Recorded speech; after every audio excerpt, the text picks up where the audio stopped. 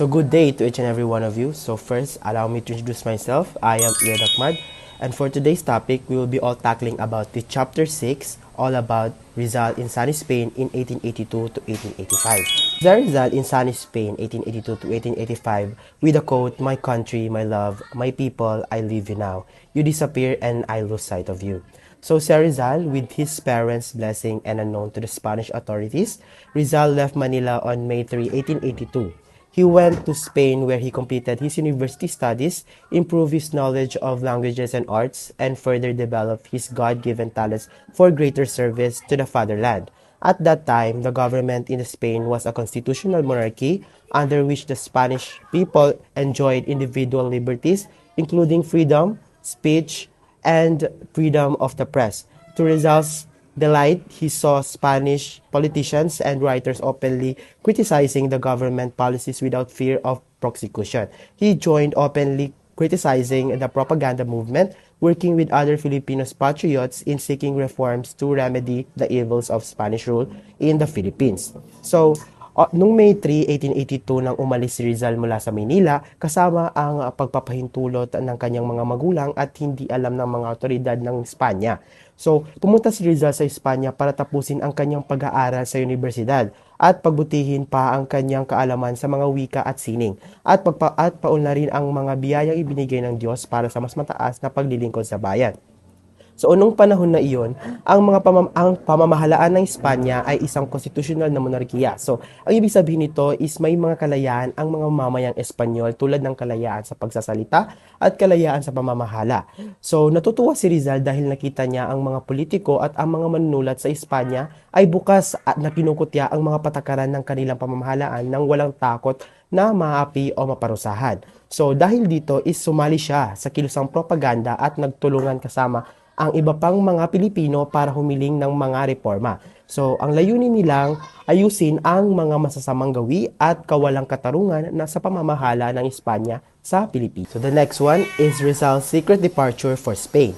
So, Rizal's departure for Spain was kept secret in order to avoid detection by the colonial officials and priors. So, even his own parents did not know that he was leaving. Only Uncle Antonio Rivera, Pasiano, and his sisters and some of the close friends knew. Pasiano gave him 700 pesos while Saturnina later gave him a diamond ring which helped him very much during his days of poverty in Europe. To maintain his studies and sojourn abroad, he needed a monthly allowance of 35 pesos and this amount Pasiano promised to send regularly through Uncle Antonio. So, si Rizal ay palihim na umalis patungong Espanya. So, itinago ni Rizal ang pag-alis niya papuntang Espanya para hindi siya matuklasan ng mga opisyal na kolonyal at yung mga praile. So, kahit ang kanyang sariling mga magulang ay hindi alam na siya'y aalis. Tanging si Uncle Antonio Rivera and si Pasiano, ang kanyang mga kapatid na babae at ilang malalapit na kaibigan lamang ang mga nakakaalam na siya'y umalis. So, binigyan siya ni Pasiano ng 700 pesos at nang maglaon ay binigay naman ng kanyang kapatid na si Saturnina ang kanyang isang singsing na may brilyante na malaking tulong ito sa kanya noong mga panahong hirap siya sa pera sa Europe upang mastustusan ang kanyang pag-aaral at pamumuhay sa ibang bansa. So, kailangan niya ng 35 pesos kada buwan bilang baon. So, pinangako ito ng kapatid niyang si Pasiano na padadalan siya nito ng 35 pesos sa pamamagitan ni Tia Antonio niya. So Rizal used a passport obtained by a cousin named Jose Mercado to outwit the Spanish authorities. So he went to Calamba to attend the town fiesta. So a cryptic telegram by Manuel T. Hidalgo from Manila arrived, announcing that the Spanish steamer called Salvadora was scheduled to sail for Singapore. So early in the morning of the May 1, 1882, he left Calamba by Caromata, reaching Manila after 10 hours of travel. So he had time to book passage on the Salvadora, to write farewell letters to his family and friends, and bid goodbye to his friends. The kind Jesuit fathers whom he visited to say adios gave him letters of recommendation to the members of their society in Barcelona. So he had also tearful farewell for meeting with his beloved Leonor. This proved to be their last meeting, for they were destined to never meet again. So, gamit ni Rizal ang passport na nakuha ng kanyang pinsan na pinangalanang Jose Mercado para hindi mahuli ng mga otoridad ng Espanya. So pumunta muna siya sa Calamba at ipinakitang siya'y dadalo lamang sa isang piyesta ng bayan. So may dumating na lihim na telegrama mula kay Manuel T. Hidalgo mula sa Manila na nagsasabing ang barkong Espanyol na tinatawag na Salvadora ay lilisan papuntang Singapore. So bumaba siya ng Calamba gamit ang karomata noong madaling araw ng Mayo 1, 1882 at nakarating ng Maynila pagkatapos ng 10 oras na biyahe. So nagkaroon siya ng panahon para mag-book ng ticket sa Salvadora. So sumulat muna siya ng liham na paalam sa kanyang pamilya at mga kaibigan at magpaalam sa kanila. So bumisita rin siya sa mga mabubuting padre para magpaalam at bigyan siya ng mga liham ng pagpapayo para sa mga kasapi ng kanilang samahan sa Barcelona. So nagkaroon din siya ng masayang pagpapalamig na may luha kasama ang kanyang minamahal na si Leonor dahil ito na pala ang huling pagkikita nila dahil hindi na sila muling magkikita pa. On his last night in Manila, Rizal with his younger sister Soledad rode about the city and its suburbs for 5 hours, changing horses twice. So during this nocturnal drive, he told his sister to look after their parents and to extend his farewell greetings to Pasiano and their other sisters. So, noong huling gabi ni Rizal sa Maynila is sinamahan siya ng kanyang bunsong kapatid na si Soledad sa paglibot sa lungsod at sa mga paligid nito ng mahigit 5 oras. So, nagpalit pa sila ng kabayo ng 2 beses at sa pagbiyahing ito sa gabi ay sinabi ni Rizal kay Soledad na alagaan ng mabuti ang kanilang mga magulang at iparating na rin ang kanyang paalam kay Pasiano at sa iba pang kapatid nito na babae. At sunrise of May 3, 1882, embarkation date, he heard Mass at Santo Domingo Church and he was then still a good Catholic and say, I owe much to this religion. He wrote down in his diary referring to the Catholic faith almost everything that I am. After a hurried breakfast, he boarded the Salvadora which was moored outside the mouth of Pasig River. So some close friends, including Chingoy or Jose M. Cecilio, were on hand to see him off. As the steamer weighed anchor, he saw them wave their handkerchiefs. So, noong sumikat ang araw, noong May 3, 1882, is ito na yung petsa ng kanyang pag-akyat sa barko. At nagdasal siya ng misa sa simbahan ng Santo Domingo noong panahon na iyon. So, noong panahon na iyon ay mabuting Katoliko pa rin siya at isinulat niya sa kanyang tala-arawan yung word na or yung paragraph na I owe much in this religion or sa Tagalog ay marami na akong utang na loob sa reliyong ito. So tumutukoy siya sa pananampalatayang Katoliko and also yung almost everything that I am na sa Tagalog ay halos lahat ng ako ngayon ay mula rito. Pagkatapos ng mabilisang almusal ni Rizal ay sumakay na siya sa barkong Salvadora na nakadagaw sa labas ng bukana ng Ilog Pasig. So nandoon din ang ilang malalapit na kaibigan niya para siya ihatid. Kabilang na dito si Chingoy or si Jose M. Cecilio habang inaalis na ang tali ng barko para umalis. So nakita niya silang iwinawagayway ang kanilang mga panyo. With tears in his eyes and sadness in his heart, Rizal gazed at the city and his friends. As the steamer sailed away, he took paper and pencil and sketched his parting view of Manila. So dito is parang nalungkot talaga si Rizal na paalis na siya ng Maynila and nakaramdam yung puso niya ng sakit habang tinitignan ang lungsod at ang kanyang mga kaibigan habang lumalayo na ang barko sa Pilipinas. And dito ay kumuha siya ng papel at lapis at iginuhit ang tanawin ng Maynila habang siya'y paalis na. Singapore. During the voyage of Rizal, keenly observed the person and things around him and compared them with those in the Philippines. So, he was the only Filipino on board and his fellow passengers were foreign travelers and some Spanish employees and merchants returning to Spain. And almost all of those men, he wrote, speaking of the Spanish passengers, spoke ill of the country to which they have gone for pecuniary reasons. Sa panahon ng paglalayag, maingat na sinubaybayan ni Rizal ang mga tao at yung mga bagay na nasa paligid niya at tiniyahambing ito sa mga magkikita sa Pilipinas. So siya lang naman ang nag-iisang Pilipino sa loob ng barkong iyon at ang kanyang mga kasamahang pasahero ay mga dayuhang manlalakbay at ilang mga empleyado at mga mangalakal na Espanyol na uuwi na sa Espanya. So isinulat niya ang mga katagang halos lahat ng mga taong iyon na tumutukoy sa mga pasaherong Espanyol ay nagsasalita ng mga masama tungkol sa mga bansang pinuntahan nila para lamang sa pera. After 5 days of sailing, the Salvadora reached the English colony of Singapore. For the first time, Rizal saw Singapore and was impressed by its progress and beautiful sights. So he particularly admired the confidence which the natives of Singapore seemed to have in their government. Surely a great contrast to the fear of their rules shown by the Filipinos. Matapos ang 5 araw na paglalayag ay nakarating na rin si Rizal sa Singapore. So, ito ang kauna-unahang pagkakataon ni Rizal na makita ang Singapore at siya'y humanga sa pag-unlad at sa mga magagandang tanawin nito. At lalo na niyang hinangaan ang mga pagtitiwala ng mga taga-Singapore sa kanilang mga gobyerno. So Rizal stayed at Hotel de Paz during the 2 days of his stopover in Singapore.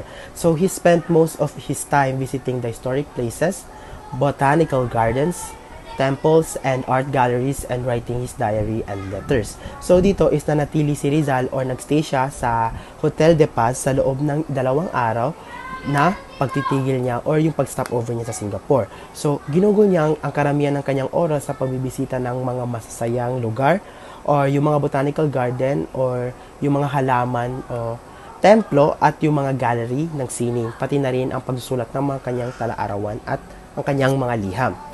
So next is Rizal's first trip through Suez Canal. So in Singapore, Rizal boarded the Gemnac or a French steamer which was sailing to Europe. So it was larger and cleaner than Salvadora.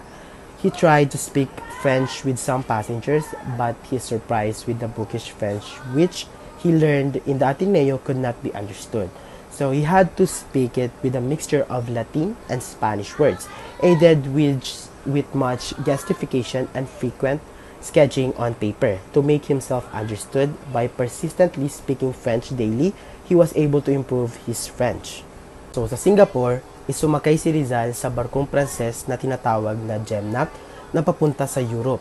So ito ay mas malaki at mas malinis kesa sa Salvadora. So sinubukan niyang makipag-usap sa ilang pasahero gamit ang wikang Pranses na napag-aralan niya sa Ateneo. Ngunit nagulat siya dahil hindi nila naintindihan ang Pranses na natutunan niya mula sa mga aklat sa Ateneo. So kinakailangan niyang magsalita gamit ang halo-halong salita ng Latin at ng Espanya o yung mga taga-Espanyol. Kasama pa ang maraming kilos sa katawan at yung pagguhit sa papel para may parating ang kanyang sinasabi sa pamamagitan ng paulit-ulit na pagsasalitaan ng Pranses araw-araw. So nakaya niyang pagbutihin pa ang kanyang kakayahan sa wikang ito. So a week after leaving Singapore, the steamer reached Point of the Gal. Rizal with other passengers went ashore for sightseeing. So he found the port to be sad and sleepy. Pagdating sa Point de Gal, 1 linggo matapos umalis mula sa Singapore ay nakarating ang barko ni Rizal sa tinatawag na Point de Gal. So kasama ni Rizal ang ibang pasahero na lumabas ng barko para mamasyal at tignan ang lugar. Ayon sa kanya, ang mga daungan ay mukhang malungkot at tahimik lamang.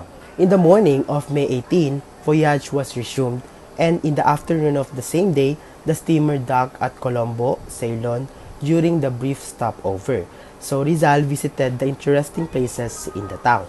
So dito is noong umaga ng Mayo or ng May 18 ay pinagpatuloy na ang paglalayag at sa hapon din ng parehong araw ay nakadagok ang barko sa Colombo, Ceylon. Ngayon ay tinatawag na Sri Lanka sa panahong sila'y tumigil ng maikli at bumisita si Rizal sa mga nakakaakit-akit na lugar doon sa bayan na yon. From Colombo, the steamer crossed the Indian Ocean to Cape Guardafui in Africa. The trip was difficult due to stormy weather, but Rizal was seasick on May 28. He saw for the first time the coast of Africa, which he called inhospitable but famous land.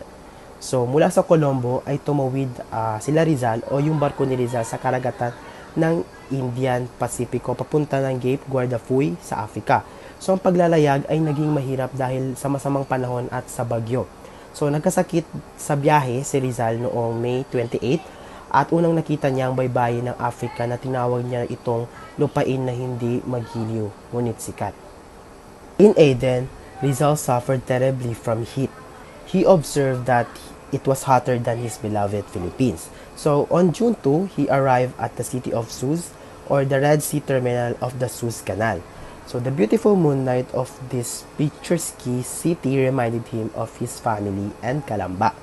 So sa Aden is nagkasakit si Rizal dahil sa init na nararamdaman niya. So napansin niya na mas mainit pa ito kesa sa Pilipinas. So nung Hunyo 2 or nung June 2 naman is dumating siya sa lungsod ng Suz. So ang maganda at ang kaakit-akit na lungsod na ito ay nagpapabalik sa kanya ng mga alaala ng kanyang pamilya at ng Calamba. So it took the Jemna 5 days to travel the Suez Canal.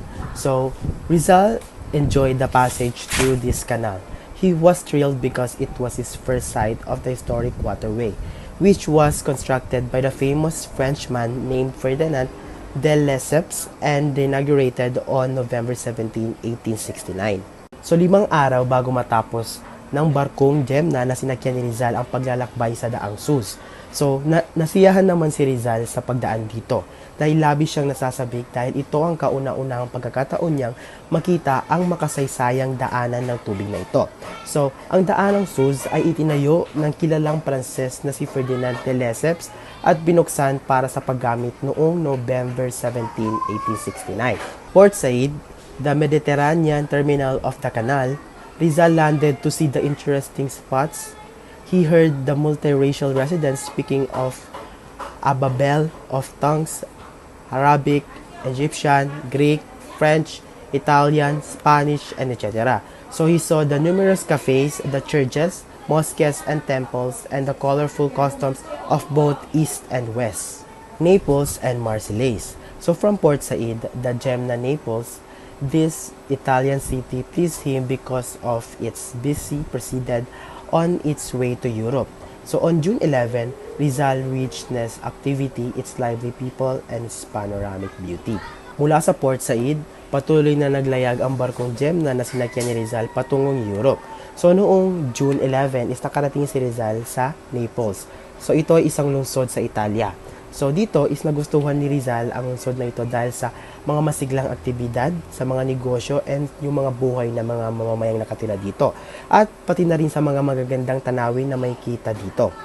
On the night of June 12, the steamer docked at the French harbor of Marseilles. So Rizal, after bidding farewell to his fellow passengers, disembarked. He visited the famous places of the city, particularly Chateau d'If, where he had enjoyed reading his novel of Alexander Dumas Dantes, a hero of the Count of Monte Cristo, was imprisoned when he was a student of the Ateneo. He stayed 3 days in Marseilles, enjoying every day of his sojourn. Noong gabi ng June 12 is napunta yung barko ni Rizal sa daungan ng Marseilles sa Francia. So matapos na magpaalam sa kanyang mga kasamang pasahero ay bumaba na si Rizal at si Rizal ay bumisita sa mga sikat na lugar sa lungsod na iyon. Gaya ng Chateau d'If, ang lugar kung saan ikinulong si Dantes, ang bida sa nobelang The Count of Monte Cristo ni Alexander Dumas na nabasa niya sa isang nobela noong siya ay estudyante pa lamang ng Ateneo at natuwa siya rito. So nanatili or nagstay si Rizal ng 3 araw sa Marseilles at nasiyahan siya sa bawat araw ng kanyang pananatili doon. Barcelona. At Marseilles, Rizal took the train for the last lap of his trip to Spain. So he crossed the Pyrenees and stopped for a day at the frontier town of Portbou. So here, he noticed the indifference accorded by the Spanish immigration officers to tourists, in direct contrast with the courtesy of the French immigration officers. So dito sa Barcelona is sumakay si Rizal ng tren para sa huling bahagi ng kanyang paglalakbay papuntang Spain. So dumaan siya sa kabundukan ng Pyrenees at tumigil ng 1 araw sa bayang hangganan ng Portbou. So dito niya napansin na ang mga opisyal ng imigrasyon ng Espanya ay walang interes o pag-aalala sa mga turista. So lubhang naiiba ito sa makagandang loob na pinapakita ng mga opisyal ng imigrasyon sa Francia or sa Frances. Inspection at Portbou, Rizal continued his trip by rail, finally reaching his destination, Barcelona. So it was the beginning of the summer of 1882. So matapos ang pagsusuri ng kanyang pasaporte, ay ipinagpatuloy ni Rizal ang kanyang paglalakbay sa pamamagitan ng tren. So hanggang sa makarating siya sa kanyang destinasyon na Barcelona. So ito ay nagsimula na ang panahon ng tag-init noong 1882. So Rizal's first impression of Barcelona, the greatest city of Catalonia and the Spain's second largest city, was unfavorable. So he threw that it was ugly with dirty little inns and inhospitable residents because he happened to stay upon his arrival at a dingy inn situated on an unimpressive narrow street in the town's most ugly side, and the staff and guests in said inn were indifferent to him. Later, he changed his bad impression and came to like the city. He found it to be really a great city with an atmosphere of freedom and liberalism. And the people were open-hearted, hospitable, and courageous. So he stayed promenading along Las Ramblas, or a famous street in Barcelona. So isang unang impression or the first impression of Rizal sa Barcelona ay pinakamalaking lungsod sa Cataluna at ang pangalawang pinakamalaking lungsod sa Espanya. So, ang first impression niya dito ay hindi maganda dahil sa tingin niya pangit ito dahil sa maliit at sa mga maduming residente, sa mga hindi magiliw na residente, at dahil nung dumating siya is nanatili muna siya sa isang madilim at hindi nakakaakit-akit na inn or hotel. So matatagpuan ang ang hotel na yon sa makitid na kalye na bahagi ng Barcelona. So ngunit nang maglaon ay binago niya ang kanyang masamang impresyon at nagsimulang mahalin ang lungsod dahil natuklasan niya talagang ang dakilang lungsod na ito ay may kapaligiran ng kalayaan at liberalismo at ang mga tao ay bukas ang puso, magiliw at matatapang. Nasiyahan siya sa paglalakad-lakad sa Las Ramblas, ang sikat na kalye sa Barcelona. So the Filipinos in Barcelona, some of whom were his schoolmates in the Ateneo. So they welcomed Rizal and they gave him a party at their favorite cafes in Plaza de Cataluna. After the customary exchange of toasts, they told their guests of the attractions of the Barcelona and the customs of the Spanish people. So in return, he gave them the latest news and gossips in the Philippines. So dito is malugod na tinanggap ng mga Pilipino ninirahan sa Barcelona si Rizal, kabilang narito ang mga ilan sa mga kanyang naging kaklase noong siya ay estudyante pa lamang sa Ateneo. So, in-invite nila si Rizal sa isang pagtitipon sa kanilang paboritong cafe sa Plaza de Cataluna. So, matapos ang tradisyonal na pag-inom at pagpapalitan ng mga toast bilang pagbati, ay nikwento ng mga Pilipino kay Rizal ang mga kaakit-akit na lugar sa Barcelona at ang mga kaugalian ng mga mamamayang Espanyol. So, sa kabilang dako naman is ibinahagi naman ni Rizal sa kanila ang pinakabagong balita at mga usapan sa Pilipinas. So yun lamang po, and that was my part.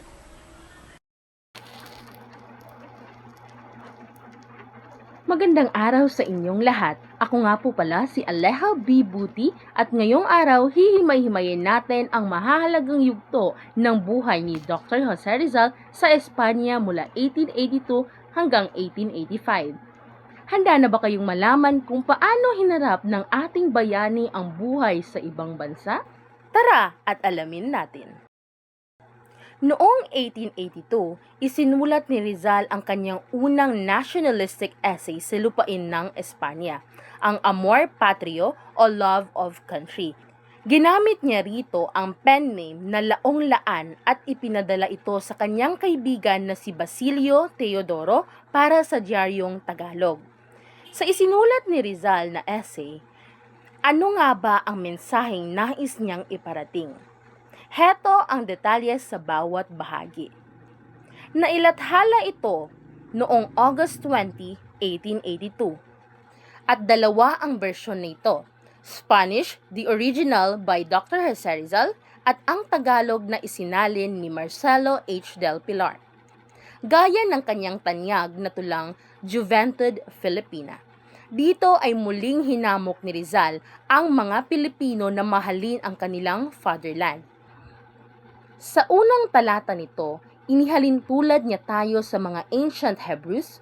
Sinasabi niya na kahit nasaan tayong dayuhang lupa, ang unang handog natin ay para sa ating bayan. Mas lalo nating minamahal ang Pilipinas habang tayo ay malayo rito. At sa pangalawang talata nito ay binanggit niya na kahit gaano pa kahirap o miserable ang kalagayan ng bansa, ay mas lalo itong sinasamba ng mga mamamayan. Sabi niya, there is real joy in suffering for her. Paliwanag naman sa 3 talata ay ipinaliwanag ni Rizal na sa buhay lahat ay kumukupas. Ang laro ng bata, ang pangarap ng kabataan, pati ang sakit ng magulang. Pero ang pag-ibig sa bayan ay eternal and imperishable dahil ito ay may divine stamp. At sa pang-4 na talata naman, para kay Rizal, ang pag-ibig sa bayan ang pinakamakapangyarihang puwersa sa likod ng mga pinakadakila at pinaka-heroic na gawa sa kasaysayan.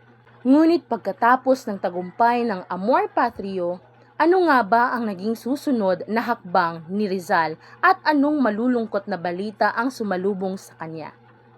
Pinuri siya ng editor ng Diaryong Tagalog na si Francisco Calvo.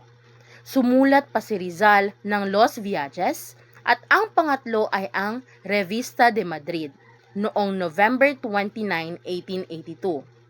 Pero naibalik ito sa kanya dahil nasara na ang pahayagan. Sa gitna nito, nakatanggap siya ng balita tungkol sa cholera epidemic sa Pilipinas. At ayon sa sulat ni Pasiano noong September 15, 1882, ang mga tao sa Calamba ay nagdadaos na lang ng mga novena kay San Roque dahil hindi ito mapigilan ng mga doktor. Nabalitaan din niya ang pagpayat ni Leonor Rivera dahil sa pangungulila. Kaya naman, sa payo ni Pasiano sa sulat nito noong May 26, 1882, lumipat si Rizal sa Madrid noong taglagas ng 1882. Sa kanyang paglipat sa Madrid, paano nga ba namuhay si Rizal bilang isang estudyante? Noong November 3, 1882, nag-enroll siya sa Universidad Central de Madrid sa 2 kurso, Medicine at Philosophy and Letters. Pero higit pa sa pag-aaral, namuhay si Rizal ng isang Spartan life. Ano nga ba ang ibig sabihin nito? Matindi ang kanyang disiplina sa oras at pera. Namuhay siyang matipid gaya ng isang Ilocano, gumagastos lang para sa pagkain, damit at mga libro. Hindi siya gumagastos kahit isang pasete para sa alak o babae. Ang tanging extravagance o luho niya ay ang Spanish lottery kung saan tumataya siya ng 3 pesetas bawat draw. Ngunit sa likod ng disiplinang ito, tumibok din ba ang puso ni Rizal sa Madrid? Dito pumasok si Consuelo, ang anak ni Don Pablo Ortega y Rey. Noong August 22, 1883, sinulatan pa siya ni Rizal ng tulang a la Señorita Coer. Ngunit, bakit nga ba pinili ni Rizal na hindi ituloy ang romansang ito? 2 ang dahilan. Una, engaged pa siya kay Leonor Rivera at ayaw niyang magtaksil. Pangalawa naman ay ang kanyang kaibigan na si Eduardo Delete ay sadyang mahal na si Consuelo at ayaw ni Rizal na masira ang kanilang friendship for a wisp of a girl. Kaya noong summer ng 1883, pumunta muna siya sa Paris para makalimot. Bilang pagtatapos, paano nga ba ipinahayag ni Rizal ang kanyang lungkot sa pamamagitan ng tula? Noong 1882, sa hiling ng mga miyembro ng Sirkulo Hispanio-Filipino, isinulat niya ang Mepiden Versos. They ask me for verses. Ano nga ba ang emosyong nakapaloob sa bawat saknong nito? Sa unang bahagi, sabi niya, ang kanyang lyre o musika ay pipe at punit-punit na. Wala na siyang inspirasyon dahil ang kaluluwa niya ay puno ng pait. Sa gitnang bahagi naman, inilarawan niya ang sarili bilang isang halaman na binunot mula sa silangan at inilipat sa ibang lugar. Naalala niya ang Pilipinas, ang mga ibon, ang ingay ng dagat at ang sikat ng araw. At sa huling bahagi naman, inamin niya na ang kanyang pag-alis ay isang pagkamali o folly. Sa paghahanap niya ng kapalaran, kamatayan at lungkot lang ang kanyang natagpuan. Sabi niya, lifeless, gone is all the art. Nawala na ang sigla ng kanyang sining dahil malayo siya sa kanyang tinubuang lupa. Mula sa mga detalyeng ito, makikita natin na ang bawat hakbang ni Rizal sa Espanya ay may layunin.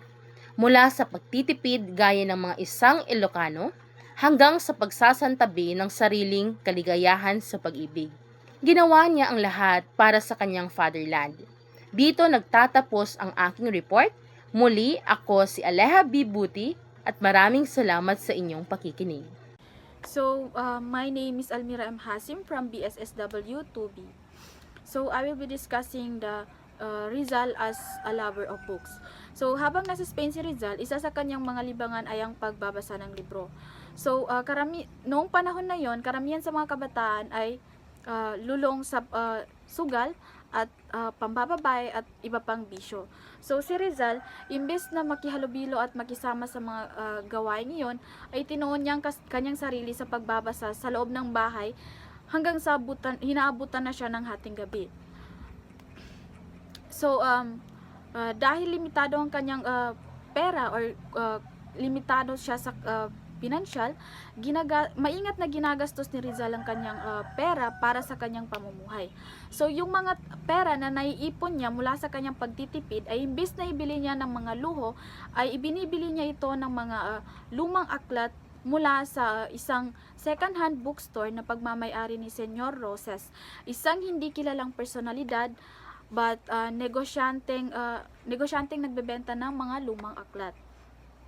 So dahil doon, nakabuo si Rizal ng isang maliit at pribadong aklatan. So kabilang sa mga aklatang ito ay ang The Bible at Hebrew grammar na sumasalamin or nagpapakita ng interes ni Rizal sa religion at wika. Pangalawa ay ang Lives of the President of United States from Washington to Johnson. So itong libro naman na ito ay naglalaman ng mga impormasyon tungkol sa mga naging presidente sa United States mula kay Washington hanggang kay Johnson. So itong libro na ito ay nagpapakita ng pagka-interes ni Rizal sa pamamahala at sa demokrasy.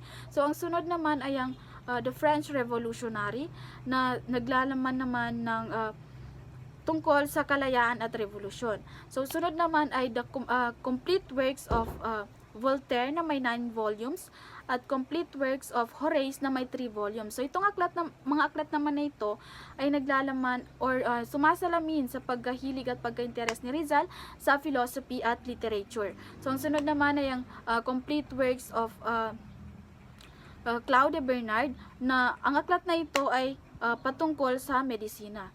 So maliban doon, kabilang din dito ang dalawang novel na ang una ay The Uncle Tom's Cabin na naglalaman ng patungkol sa paghihirap at karanasan ng mga inaapi. Tapos ang sunod naman ay ang The Wandering Jew na kung saan ito naman ay patungkol sa isang lalaki na isinumpa na maglakad magpakailanman at pati na rin ang mga paghihirap at pang-aabuso sa mga may hirap at naapi. So ang mga librong ito ay nagpapakita na si Rizal ay isang totoong scholar na may malawak na kaalaman. So sa mga librong ito, may dalawa na nakaapekto ng malalim sa damdamin at kaisipan ni Rizal. Ang una ay ang The Uncle Tom's Cabin na kung saan naglalaman ito ng tungkol sa mga karanasan at pagpapahirap sa mga may hirap at naapi.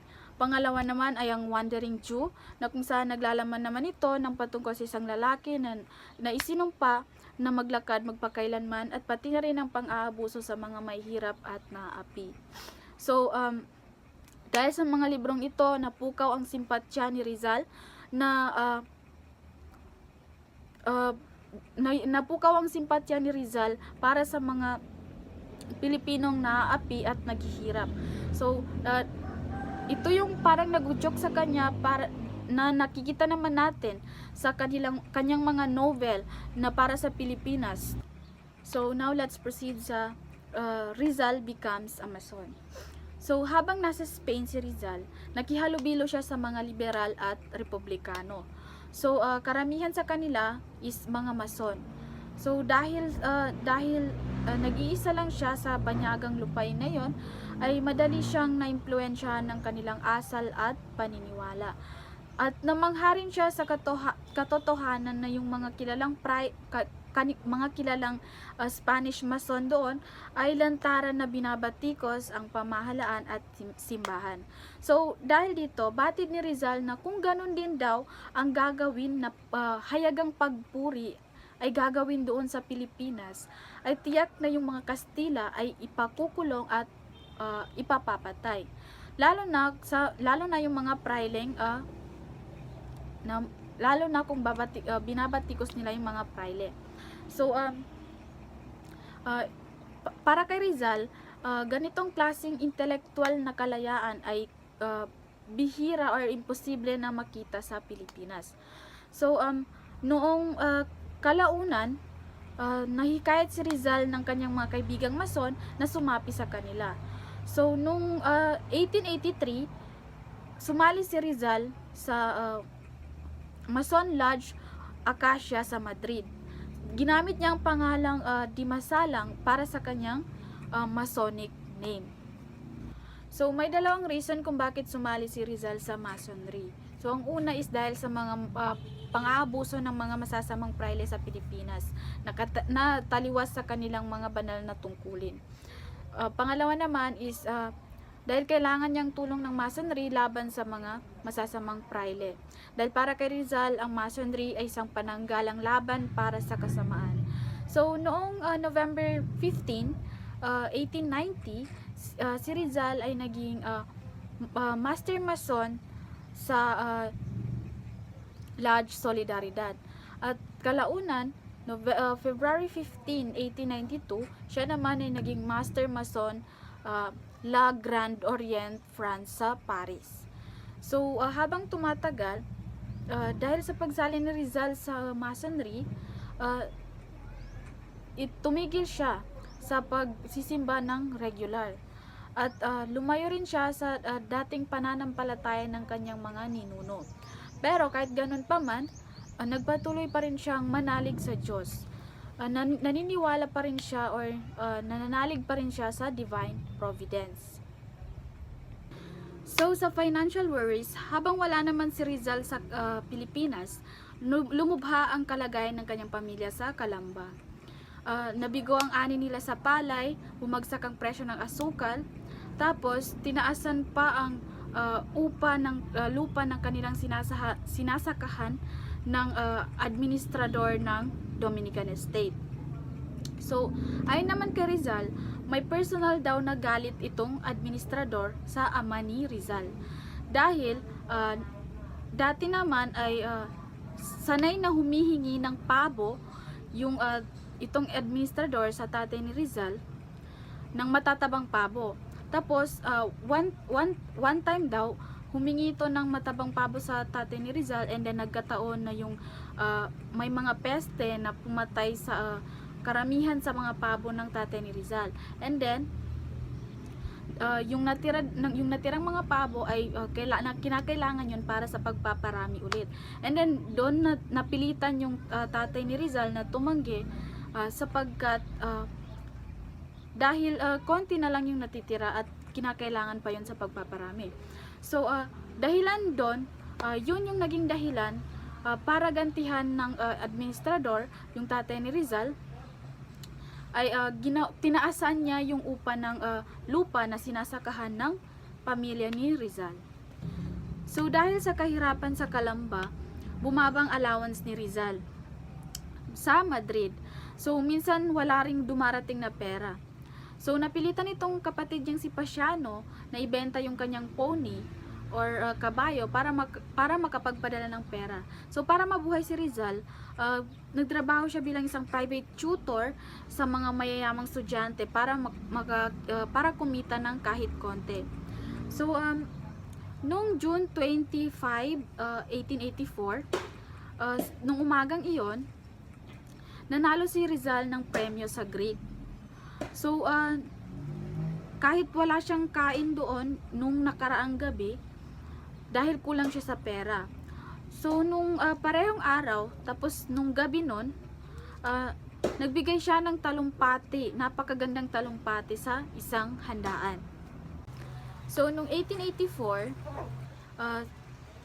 National Exposition of Fine Arts sa Madrid, parehong nanalo si Juan Luna at si Felix Hidalgo. So, ang obra ni Juan Luna na Spolarium is nanalo ng gold medalist. And then while yung kay Hidalgo naman, Christian Virgins Exposed to Populace is nanalo ng silver medalist. So, bilang pagdiriwang, yung Filipino colony sa Madrid ay nagdaos ng isang handaan. So, in-invite si Rizal dahil siya yung magbibigay ng speech para dun sa dalawa. So, nakaupo sa gitna si Luna bilang pagpapakita ng pagpaparangal.